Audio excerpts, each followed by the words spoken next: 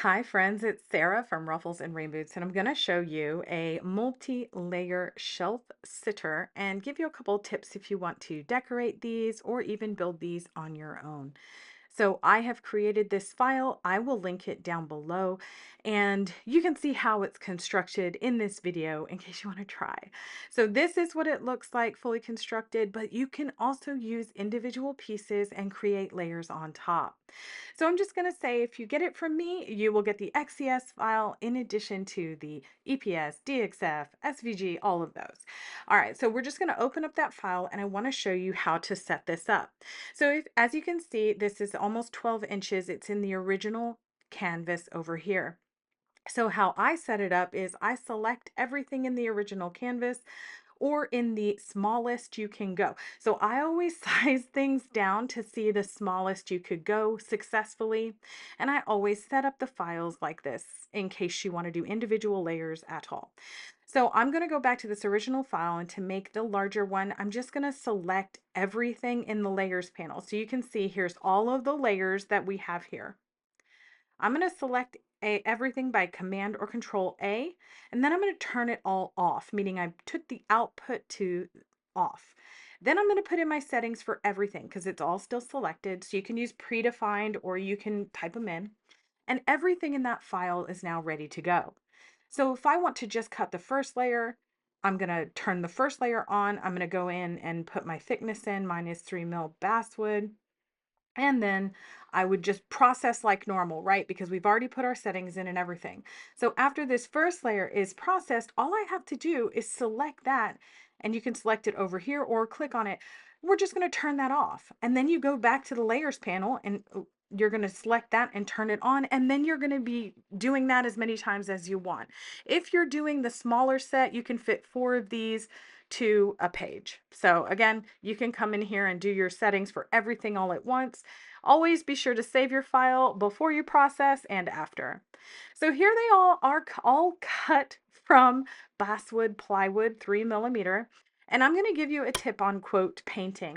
I don't love spray paint for some of anything that I'm going to have like a really natural look to. I like stain a little better, personal preference. You can paint all of these with a roller prior to cutting as well, but I'm just going to take acrylic paint, water it down, and then use this is a ripped up piece of paper towel, okay? It's very cost effective. But I'm just going to wipe it on. That's it. All I want to do is wipe on everything that can be seen. You can layer this so you can get a little bit darker, or you can really water it down depending on what colors you're going for. I'll show you in a second. We're going to combine some colors and get a little mixed ombre thing, but it works for light colors and dark colors. So if you'll notice, I have no backing to my cane because I wanted to see the wood through it, which is also why this particular layer is going to be sort of a brown that's in the same color family as the basswood itself. And now I'm going to create a couple of different colors here. So I have a bright orange and a bright yellow. If I want something a little more muted, I also want to have some differentiation between the sunflowers and this sun. I do want to use the same colors because color theory will tell you that if you do this, the eye just likes it better. So I'm going to put the little same like color, orange color in the center here.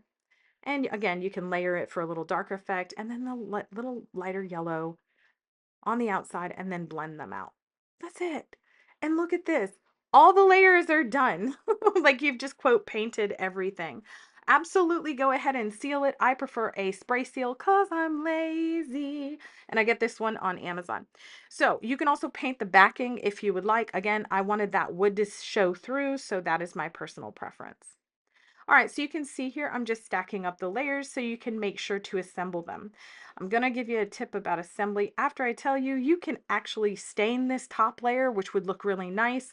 Again, this is the smallest I would go. The bigger cuts are very clean. This one is a little bit colored because I went so small. So about the actual layering, you're going to mess up, and I'm going to show you an example of doing it. So here's my suggestion to you. Start from the top. Don't start from the bottom. Every time I start from the bottom, I mess it up. So here I'm just painting on little dots of wood glue. If you have a small applicator, you can do it as well. Again, on the 12-inch, it's no big deal, but as I tested all of these going smaller, it needed to not be applied with a big applicator. So I just used a small paintbrush, and then I just put super glue in between those dots, and now I'm gonna squish them together. So this is my very top layer. Again, you can stain it, and I would recommend staining or painting on this top layer just because I got a little bit of charring and I was too lazy to sand. But I like how it turned out. I love the natural look. So now I'm just going to make sure that these are all even on all sides. And I do that. You can use an like a T-square or something to line it up. I don't think I need to, but for the most part, they come together pretty easily. For this top layer, I do protect anything I clamp, and so I'm just putting a piece of cardboard between the clamp and the layer. Again, I'm going to turn over the one that's going on top so I can keep it all straight and just do alternating wood glue and super glue. You have a couple of seconds for the Gorilla Glue pen to sort of set. Always keep a little, napkin or cloth handy so you can get any glue that seeps out. And then be sure to press those together and then clamp them down. I don't use a protectant on these layers because no one's going to see them. All right, so now we're going to pop that aside and do the last one. This one you can actually put glue on the sun itself. Um, You can also create a different spacer layer if you want one by just creating an outside square to match this up. But on the glue, I will say always wipe the outside edges, but also like, I don't know if you saw it right there, I did. So I'm just going to come back to it and show you. I don't edit out any of my mistakes, but like at the very bottom down here, you saw how the glue seeped out right there. I want to get that.